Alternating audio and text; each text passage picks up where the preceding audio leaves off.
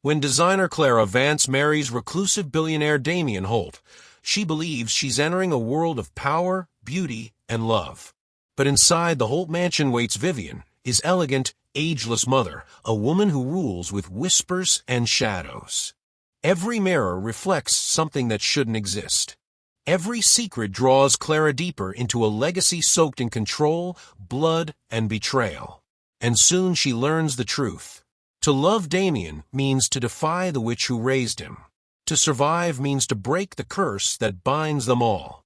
Before we dive in, take a moment to subscribe to the channel so you never miss these powerful stories. Your support means everything. It helps me bring you more emotional, inspiring tales every single day. Now settle in, turn up your volume, and let's begin today's unforgettable story. The rain had been falling for hours, steady and soft, like a curtain drawn between the city and the stars. From the window of her small studio apartment, Clara Vance watched the lights of downtown flicker against the storm clouds. Her sketchbook lay open beside her, half-finished design scattered across the page, all elegance and longing. She was tired of chasing clients who didn't pay on time, of smiling through rejections, of watching her dreams shrink into something manageable. She had talent, everyone said that, but in a city built on wealth and reputation, talent without power was invisible. When the knock came, it startled her. She wasn't expecting anyone. A heavy envelope slid under the door, sealed with black wax, stamped in gold. The symbol, a coiled serpent biting its tail, glimmered faintly even in the dim light. Clara hesitated, then tore it open. Ms. Vance, your work has reached the attention of Mr. Damien Holt. He requests your presence at Holt Tower tomorrow at 10 a.m. to discuss a private commission. Transportation will be provided.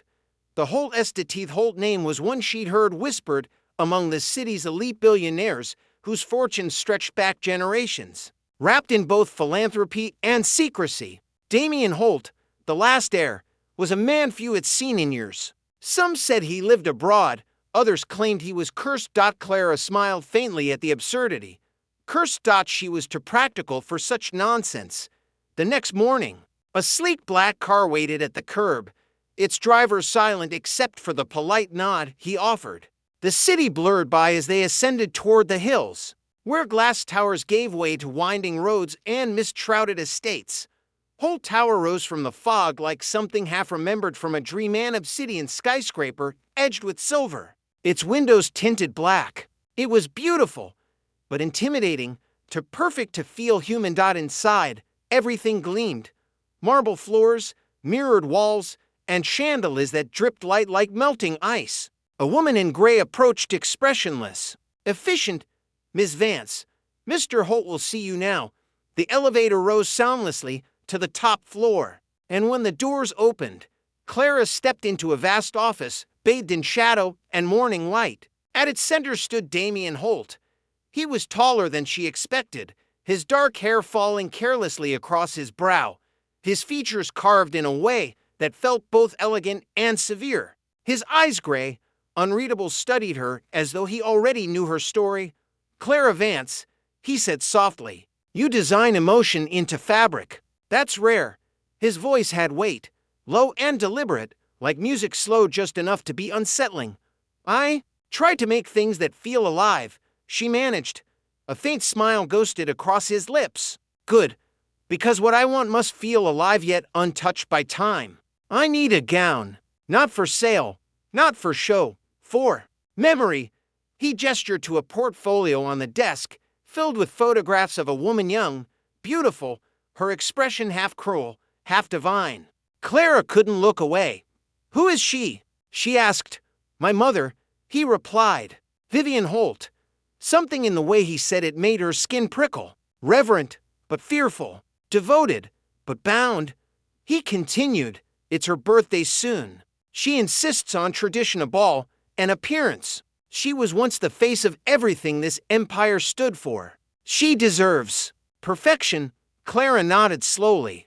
I'll design it. You'll come to Holt Manor, he said, as if it were not a request. Work there until it's done. My mother prefers supervision. The last word carried weight, a subtle warning beneath the courtesy. Clara hesitated, then met his gaze. If I agree, I'll need time and my own space to work. You'll have both, Damien said. But understand, Miss Vance Holt Manor isn't a place most people find comfortable. There was a shadow in his expression then, something like sorrow, or perhaps resignation. Still, Clara signed the contract he offered. His fingers brushed hers, brief look cold, steady, almost trembling. When she left his office, the woman in gray was waiting by the elevator again. The car will take you home. Pack lightly. You'll be expected at the estate tomorrow evening. That night, Clara couldn't sleep. The envelope, the tower, the man, they all looped through her mind like a film reel. Something about Damien haunted her, his politeness that felt like armor, his eyes that seemed to hide a question he couldn't ask. She thought of the photographs of his mother, Vivian Holt. There had been something ageless about her beauty, something that didn't quite belong to the present. Before dawn, Clara stood by her window again, watching the city fade into gray. The rain had stopped, but the air still carried that electric heaviness before another storm. She didn't know what waited for her at Holt Manor. But part of her, the part that craved more than a simple life, more than empty ambition, whispered that this was her chance. A dangerous chance, maybe, but destiny rarely came with safety. And so, as the sun broke faintly over the skyline, Clara Vance packed her suitcase, unaware that the next time she looked out from a window, it would be through glass that reflected not her face but something far darker. The road to Holt Manor wound through the hills like a ribbon of black silk.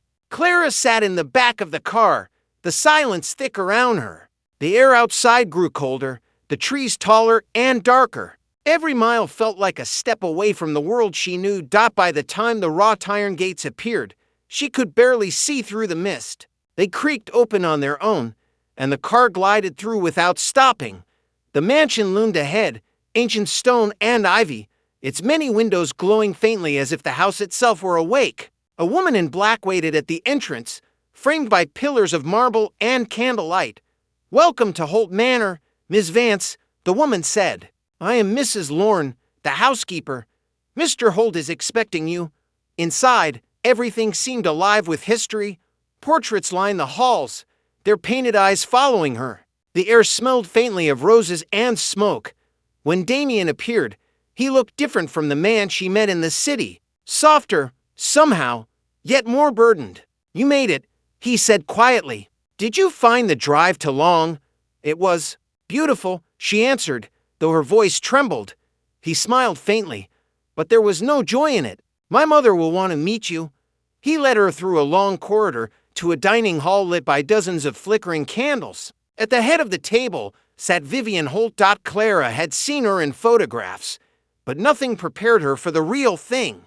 Vivian was ageless, her skin smooth, her silver blonde hair coiled elegantly, her eyes the color of pale smoke. Her presence filled the room like perfume and poison.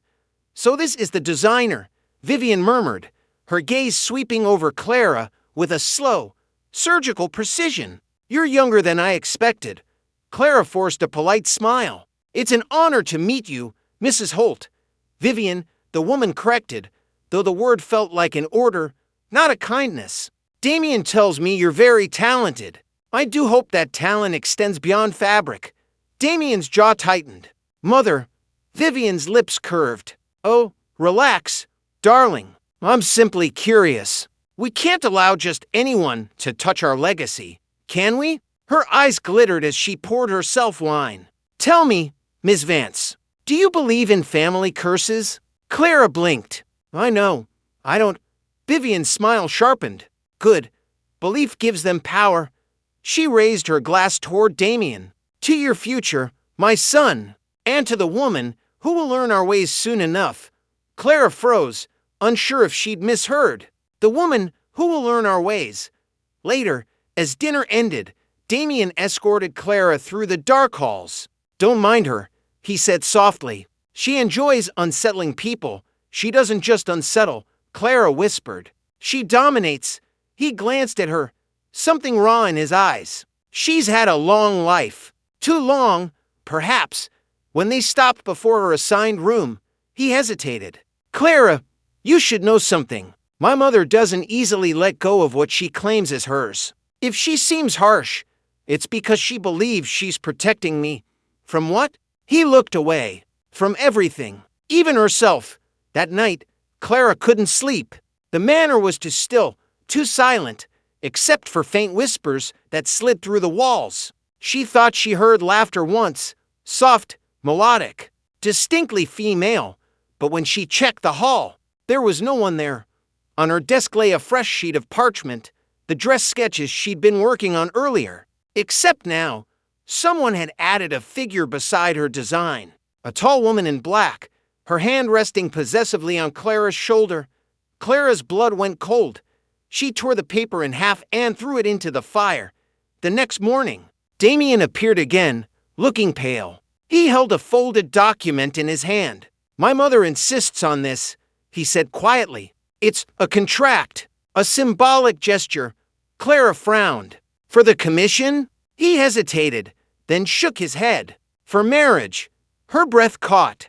Marriage? I know it's sudden, he said, his voice low and careful. But she believes appearances matter. She'll never accept anyone into this house unless it's official. She wants to see stability. And you? Clara asked, her heart pounding. Do you want this? His gray eyes met hers, filled with something desperate. I want you to leave.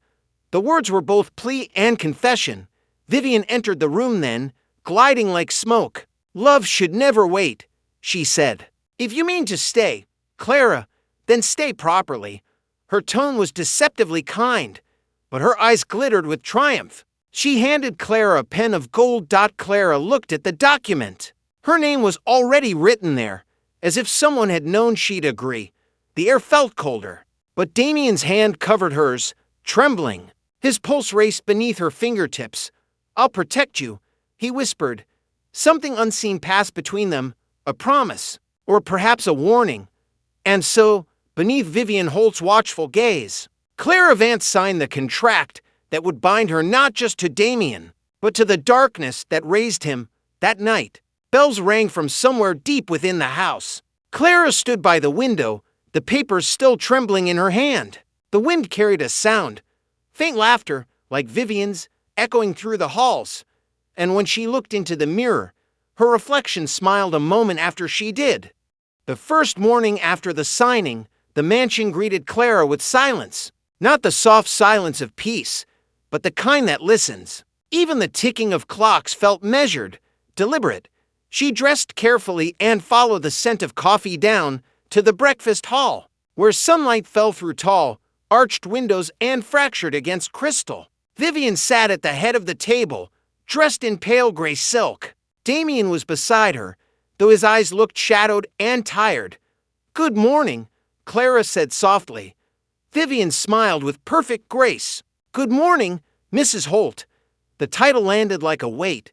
Clara tried to hide her unease. It still feels strange to hear that. Everything worth keeping does, Vivian murmured. You'll learn. The servants moved quietly around them, never meeting Clara's gaze. Their steps echoed in perfect rhythm, like choreography rehearsed for years. Damien barely touched his food. His hands trembled once, then stilled. Mother, we'll dine in the West Conservatory this evening, he said suddenly. Clara prefers the light there. Vivian didn't look up from her cup. Of course, darling, light is necessary. For those who still need to see. The words were innocent enough, but Clara felt the sting beneath them. The day stretched long. Vivian had insisted that Clara use the East Wing for her design studio. It was filled with mirrors, large ones, small ones, gilded frames carved with serpents and flowers.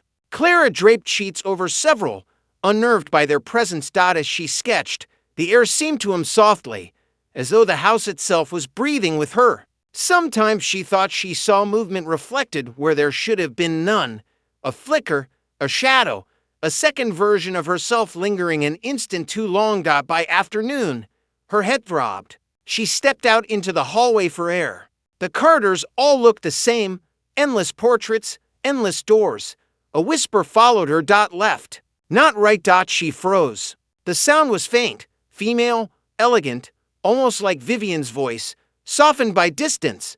Hello? No answer. She turned left. The hallway led to a small gallery filled with paintings of the Holt family line. Men and women posed in old-fashioned attire, their eyes eerily familiar. At the center hung a portrait of Vivian, painted decades ago, yet she looked exactly as she did now.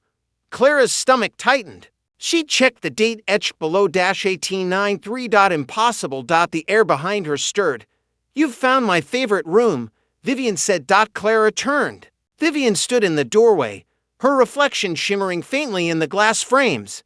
It's remarkable, Clara managed. But this can't be real? Vivian's smile didn't reach her eyes. Art preserves truth better than time. My ancestors knew that. The Holt name has always endured. She stepped closer. Tell me, Clara, do you know what happens to a woman when she's truly loved? Clara blinked. Well, I'm not sure. She becomes dangerous, Vivian said softly. Because love gives her power. And power always demands a price. Her fingertips brushed one of the mirror frames. For a heartbeat, Clara thought she saw something move inside. Not Vivian's reflection, but another version of her, older, twisted, whispering something too low to hear. Vivian turned away. You'll understand. In time. She left without another word. That evening, Clara found Damien in the conservatory, sitting alone among the roses. The glass walls reflected the dying light, and for the first time, she saw how fragile he looked. Are you all right? She asked. He didn't answer at first. Do you remember what I said? That my mother doesn't let go easily? Yes, she doesn't just hold people, he said. She binds them. Damien, you're scaring me. He reached for her hand, his touch cold. She believes the Holt name is eternal because she made it that way. My father, he wasn't just her husband. He was her offering. Clara's pulse quickened. Offering? He looked away. There's a room she never lets anyone enter, the old chapel beneath the house. If you ever see the doors open, don't go in. What's inside? He hesitated. Our reflection. Before she could ask more, Vivian appeared at the far end of the conservatory, her silhouette framed by moonlight. Darling, she called, her voice melodic. You're neglecting your guest. Her smile was perfect, but her eyes flicked toward their joined hands. Clara felt a sudden chill. Vivian's gaze seemed to darken the air itself. Come, Clara, she said sweetly. I have something to show you. She led her to a smaller room lined entirely with mirrors, each one framed in gold. In the center stood a single chair. Vivian gestured. Sit. Clara obeyed, uneasy. Vivian circled her slowly, like a queen inspecting her newest subject. Do you know what a mirror truly does, my dear? It reflects, Clara whispered. Vivian smiled. No, it remembers. Every soul that's ever looked into one leaves a trace. The Holt mirrors remember everything. Clara's breath hitched as Vivian lifted her chin gently, forcing her to look at her own reflection. For a split second, Clara saw not herself, but a woman in a wedding gown, her eyes hollow, her lips whispering silently behind the glass. Clara jerked away, heart pounding. Vivian only laughed, soft and musical. You're trembling. Don't. The house simply wants to know you. She brushed an invisible speck from Clara's shoulder, her touch lingering too long. It's hungry for new memories. Then, with perfect calm, she added, I do hope you'll give it something worth remembering. That night, Clara locked her door and covered every mirror she could find. But when she blew out her candle, faint light still shimmered beneath the cloth, as if something on the other side refused to be hidden. Outside, the wind whispered against the windows. Left. Not right. Clara pressed her hands to her ears and whispered back, Leave me alone. But the house and the mirrors were already listening. Clara woke to the scent of roses. They were everywhere, bundles of red and white, ranged in crystal vases across her room, petals scattered across her floor like a trail. For a moment, she thought Damien had done it, a romantic gesture to lighten the heavy mood of the manor. Then she saw the note tucked beneath one of the vases. Every rose has its thorn. Be careful where you bleed. V.H. Her pulse quickened. The handwriting was sharp and elegant, unmistakable. She tore the note in half and threw it into the fire, but the parchment didn't burn. It only curled and darkened, the ink glowing faintly red, before vanishing altogether. At breakfast, Vivian was radiant. She spoke about the upcoming Holt ball, the first the family had hosted in years. Her tone was pleasant, her smile polished. But her every word was command disguised as charm. "You'll wear the gown you designed for me," she said to Clara, sipping her tea. "It's fitting. A wife should learn to honor her husband's mother." Clara tried to keep her voice steady. "I thought the dress was meant for you." "It is for me," Vivian said, eyes glinting. "But on you, it will show me how it looks when worn by youth. Consider it a tribute." Damien shifted uncomfortably beside Clara. "Mother, that's not necessary." "Nonsense," Vivian purred. "Nothing in this family is ever unnecessary." Her words hung in the air, heavy and deliberate. Later that day, Clara sought refuge in her studio. She threw herself into work, sketching until her fingers ached. But the mirrors around her hummed faintly, their surfaces pulsing like water disturbed by unseen movement. At first, she ignored it. Then, from the corner of her eye, she saw herself in one of them smiling when she wasn't. She froze. Her reflection tilted its head and whispered, "She's watching." The sound came not from the air, but from inside her mind. Clara staggered back, knocking over a stool. "Enough," she whispered. "You're not real." But when she looked again, her reflection had returned to normal. That evening, Damien joined her in the garden, where the roses glistened beneath the pale moonlight. "You shouldn't let her control you," he said quietly. "She doesn't control me," Clara lied. "She will," Damien said, eyes distant. "She always does." He reached out, brushing her hand lightly. "She feeds on fear, Clara. Don't give it to her." "I'm trying." His expression softened, but sorrow lingered behind his gaze. "She made me promise never to leave this house. She said the world outside would destroy me. And you believed her?" "I was a child," he said. "And when my father died, she convinced me it was because he defied her. I thought, if I stayed obedient, I'd survive." Clara felt a chill crawl down her spine. "Damien, what happened to him?" Damien hesitated, voice barely above a whisper. "He tried to burn the chapel." Later, Clara found herself drawn to the east corridor again, toward a door she hadn't noticed before. It was tall, carved from black oak, and sealed with an iron latch. Symbols were etched into its surface: serpents, roses, eyes. She pressed her ear against it. Faint murmurs rose from within, ritualistic, rhythmic, almost like prayer. Her hand reached for the latch, but before she could touch it, a voice spoke behind her. "I wouldn't open that if I were you." Vivian stood in the shadows, her face lit by the flicker of a candle. "Curiosity," she said softly, "is a lovely quality until it becomes fatal." Clara stepped back. "What's in there?" Vivian's smile didn't waver. "History. And history should never be disturbed by the living." "I'm not afraid of history," Clara said. "No," Vivian replied. "You're afraid of truth." She moved closer, the candlelight dancing across her ageless face. "You think I'm cruel, but cruelty is mercy when compared to what's buried in this house." "You love Damien." "Yes," Clara said, breath trembling. "Then stay ignorant," Vivian whispered. "Love him blindly, if you must. But don't look for what he hides, because once you see it, you'll never unsee it." The candle flame flickered between them. For a brief moment, Clara thought she saw something move beneath Vivian's skin, shadows, shifting like smoke trapped. Inside glass, Vivian turned and left, her footsteps echoing through the hall. Clara stood frozen, her heartbeat echoing in her ears. That night, she dreamed of mirrors, thousands of them, stretching endlessly in every direction. In each reflection, she saw Vivian smiling, whispering, multiplying. "Every rose has its thorn." Clara woke gasping, her sheets tangled. The window was open though she hadn't touched it. Wind howled softly through the cracks. On her vanity, A single rose lay across her sketches. It had been cut cleanly, its stem dripping something darker than sap.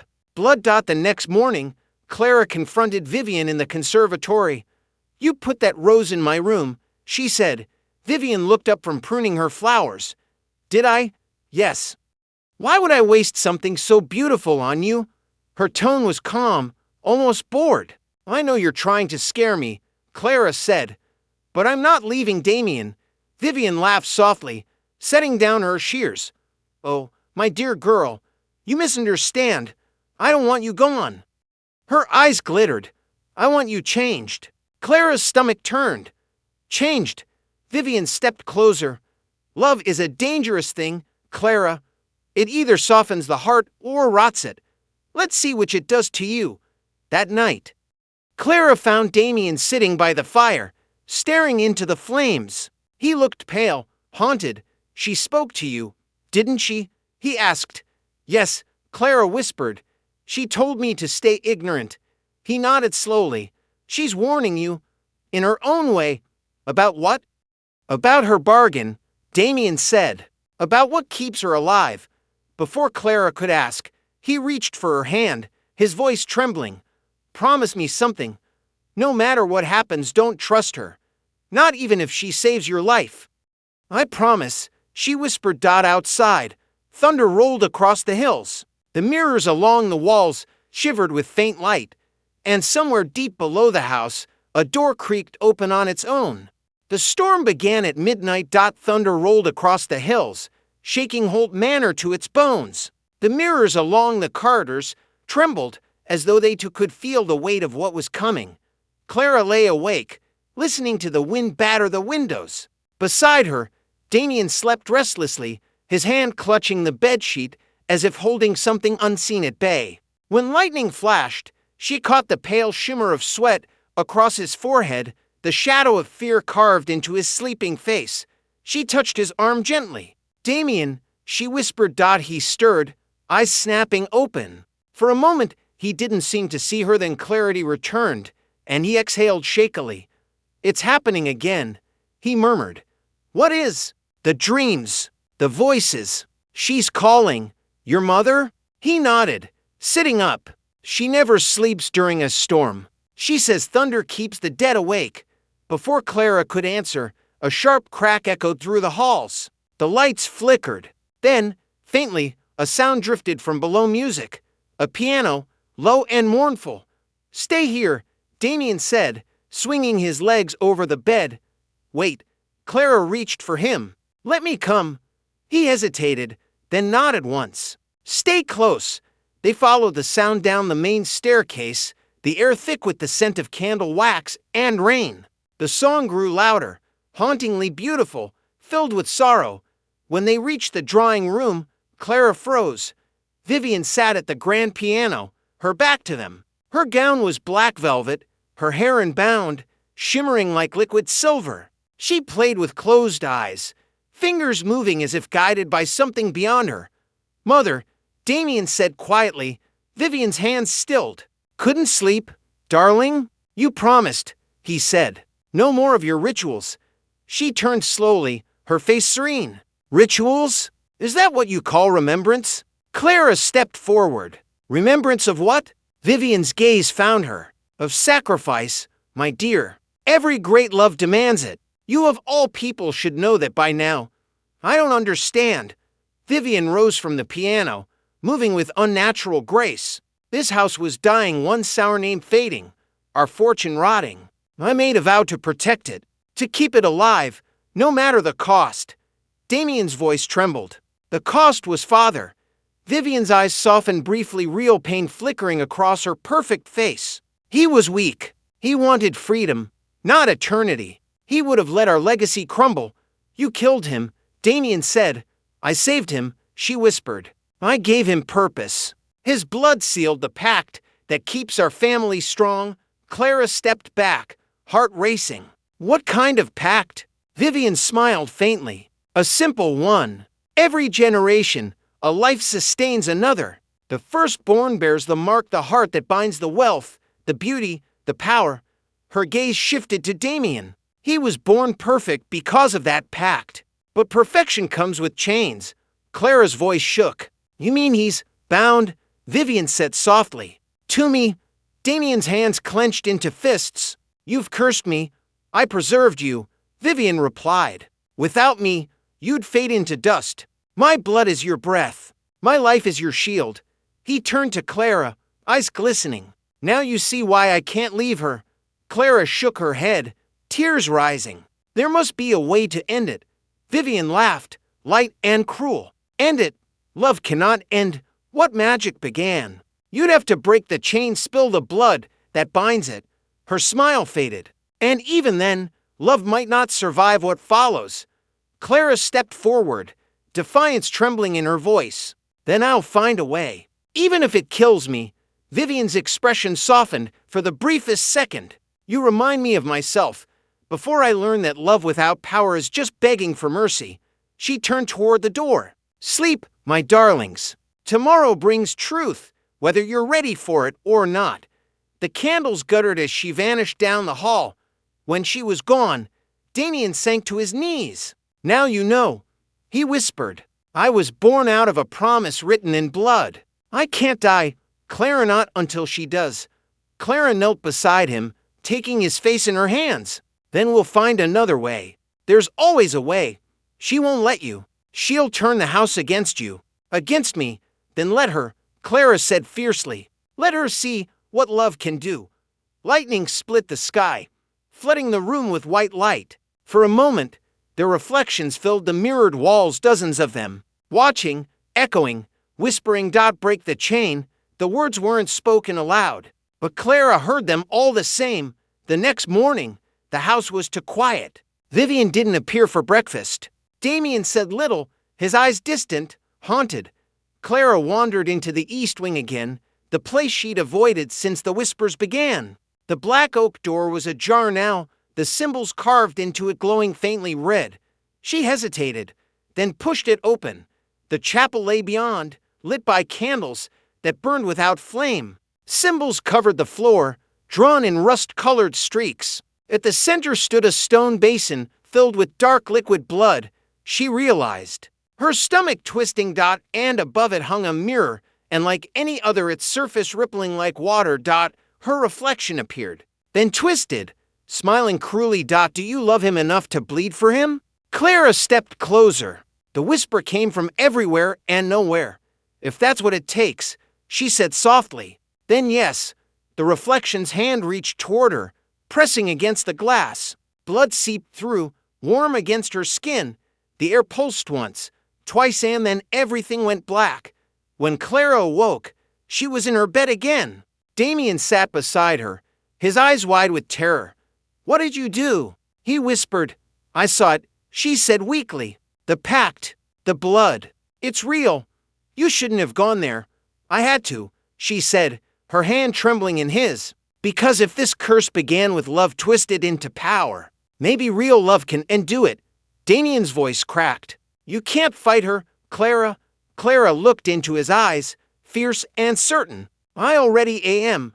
Outside, the rain had stopped. The storm was over, but Holt Manor felt like it was holding its breath. She's tasted the truth. Now love itself may be her weapon. But can Clara save the man she loves without losing herself to the curse that binds him? The morning after the storm, Holt Manor stood unnaturally still. The air had shifted, lighter somehow, as if the house itself was confused by the change in its mistress's domain. Clara woke with the faint memory of a voice still echoing in her mind. Break the chain. The words throbbed behind her eyes like a heartbeat. When she looked beside her, Damien was gone. She found him in the library, seated by the tall windows that looked out over the misty gardens. The sunlight cut through the glass, pale and reluctant, glinting against the rows of forgotten books. You should rest, she said softly. He turned, his eyes weary. Rest doesn't help. Not when she's in my head. She's losing control, Clara said, taking a seat across from him. You can feel it, can't you? The storm's over. Maybe her hold is weakening. Damien shook his head. You don't understand. Her strength doesn't come from weather or will. It comes from me. Then I'll free you from it. He looked at her, expression torn between love and fear. If you try, she'll destroy you. She's already trying, Clara said. And I'm still here. Clara spent the day searching the manor. The east wing door was sealed again, its symbols faint, but pulsing like a sleeping heart. She traced one with her fingertips, and the air shuddered, the faint sound of a heartbeat beneath the walls. She followed the rhythm down the corridor, past mirrors that flickered with distorted reflections. One whispered her name as she passed. Another showed Damien standing behind her, though he wasn't there. When she reached the end of the hall, she found an old door, smaller than the rest, half hidden behind a tapestry. It opened easily. Inside was a forgotten room, shelves lined with books, so old their titles had vanished, bottles of dried herbs, and a small desk stacked with letters bound in faded red ribbon.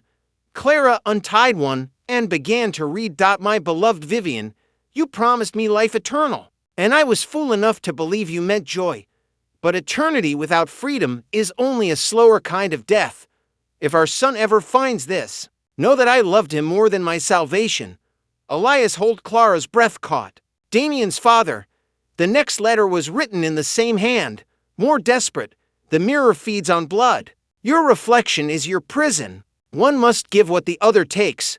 A chill spread through her. She read the last line twice. Only love freely given can shatter what love corrupted. That night, she confronted Damien again. Your father knew. He left letters. Damien looked stricken. Where? In the old study. He said the mirror binds you. That love might be the key. He laughed bitterly. That sounds like something she'd twist. Love is what she used to trap me. Not her love, Clara said. Ours. He froze. I've seen what she fears, Clara continued. She controls you because she believes love must own what it protects. But ours doesn't.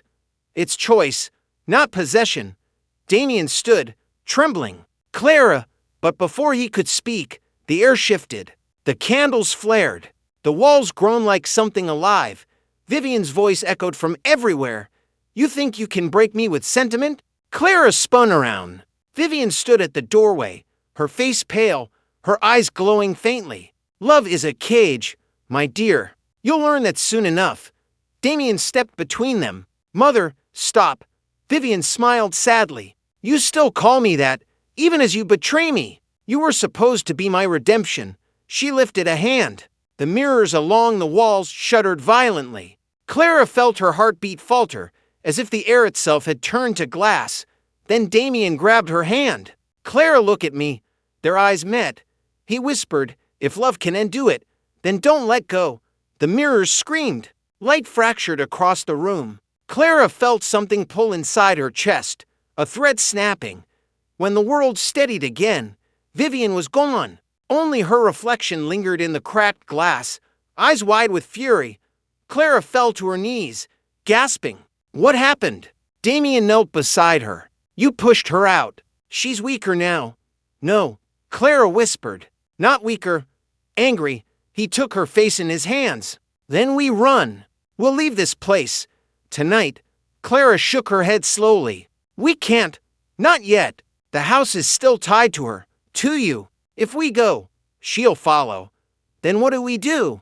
Clara looked up, determination burning behind her tears. We finish what your father started.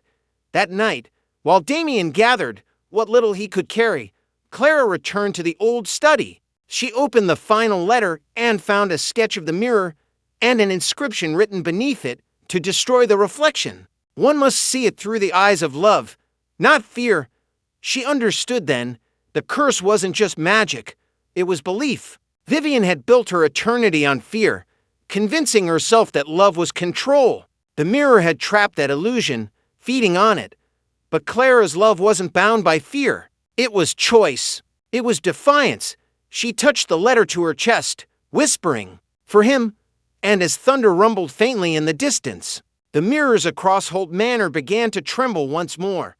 Down the hall, Damien waited by the door. He looked back one last time at the house that had been both his home and his prison. Do you think we can really end it? He asked quietly. Clara met his gaze, her eyes fierce and gentle all at once. We already started. He smiled, a small, broken smile, and reached for her hand. As they stepped into the stormlight together. The mirrors behind them cracked in unison, like the sound of a spell breaking one heartbeat at a time. The manor woke before dawn. Clara and Damien hadn't slept, they couldn't. Every wall of Holt Manor pulsed like it was alive, breathing in rhythm with something ancient and furious. The mirrors no longer showed reflections but flashes of memory. Damien as a child, Vivian young and unbroken, Elias Holt kneeling before the mirror with blood on his hands. It was as if the house itself was remembering. Clara pressed a trembling hand to the banister as she descended the stairs. "She knows," she whispered. "She's always known," Damien said. His voice was low, steady, but there was fear in it, not for himself, but for her. "We've woken something she's kept sleeping for years." They reached the grand hall. The portraits along the walls flickered, faces shifting, smiling, crying. Vivian's eyes followed them from frame to frame. Then the sound. A low hum that turned into a wail. The house moaned as if in pain. The chandeliers trembled. Windows cracked. The roses in the vases withered all at once, their petals turning black. Clara grabbed Damien's hand. "It's her. She's inside the house now." They ran to the east wing, the chapel where the pact had begun. The door that had once been sealed now stood open, black smoke curling from within. Vivian's voice floated out, calm and cruel. "You think love is stronger than blood? Then come prove it." Damien stepped forward, but Clara stopped him. "She wants you inside. She'll try to finish what she started." He looked at her, the desperation, the love, the guilt. "Then let her try. I'm done being her vessel." Before Clara could protest, he stepped into the chapel. The room was no longer as Clara remembered it. The floor glowed with blood-red symbols. The mirror at its center pulsed like a living heart. Vivian stood before it, her reflection moving a fraction out of sync, one half real, one half spirit. "Damien," she said softly, "you look just like him." Damien's jaw tightened. "Father." "Elias loved me too," Vivian said. "He just didn't understand that love is sacrifice." Clara entered behind Damien. "You mean control. You call it love, but all you ever wanted was to own what you feared losing." Vivian turned, eyes like burning glass. "And what will you do when you lose him? What will your love become then?" Clara's voice cracked, but she stood firm. "It will still be love." Vivian smiled, a brittle, venomous thing. "We'll see."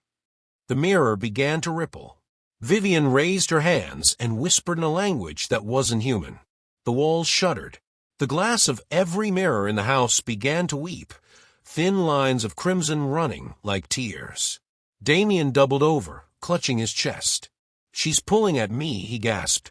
Clara caught him before he fell. "Fight her." "I can't, she's in my blood." Vivian's voice echoed, thunder and silk.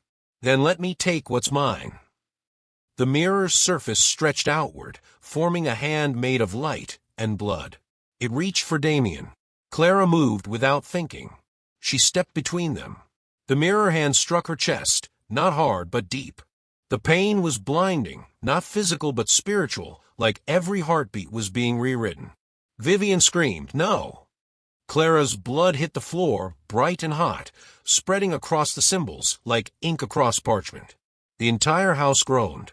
Damien caught her as she fell. "Clara, no, don't." She smiled faintly through the pain. "It's okay." "No, it's not." "Yes," she whispered, "because this time it's my choice." The symbols beneath them began to shift, their red glow fading into gold. The mirror cracked, a single fracture spreading like lightning. Vivian stumbled back, her power faltering. "What have you done?" Clara's voice was weak but sure. "Broken the chain." The mirror screamed, an unearthly sound that made the entire house quake. Vivian reached for her reflection, but it no longer obeyed. Her mirrored self turned toward her, smiling coldly. "You kept me here," the reflection said, its voice identical to hers. "Now I'll keep you." Vivian's eyes went wide. No, wait. The mirror shattered. Light flooded the chapel, golden and searing. When the light faded, Vivian was gone. Only the sound of wind remained. The blood on the floor had turned to rose petals, soft and white. The mirror's frame lay empty, nothing but silence within it. Damien held Clara close, his hands trembling. You saved me. She smiled faintly, her skin pale. No, we saved each other. He pressed his forehead to hers, tears slipping down his cheeks. I thought I'd lost you. You can't lose what's freely given, she whispered. That's the point. They stayed there until dawn. When sunlight finally broke through the cracks of the shattered windows, it painted the chapel in gold. The house, once so full of whispers and dread, exhaled, its curse broken. The air felt clean for the first time. But Clara's strength was fading fast. Damien lifted her gently. You need help. She shook her head. No doctor can fix what magic began. I'll be fine. He didn't argue. He just held her tighter, carrying her out of the chapel, as the first light of morning washed across Holt Manor. The mirrors along the halls were blank now, no reflections, no whispers, only peace. Outside, the roses that had withered now bloomed again, pale white under the sunrise. Damien stood in the garden, Clara in his arms. It's over, he murmured, as if afraid to believe it. Clara looked at the manor one last time. The windows glinted softly, reflecting nothing but sky. Maybe, she said quietly, but every spell leaves a scar. He looked down at her, worry shadowing his expression. What do you mean?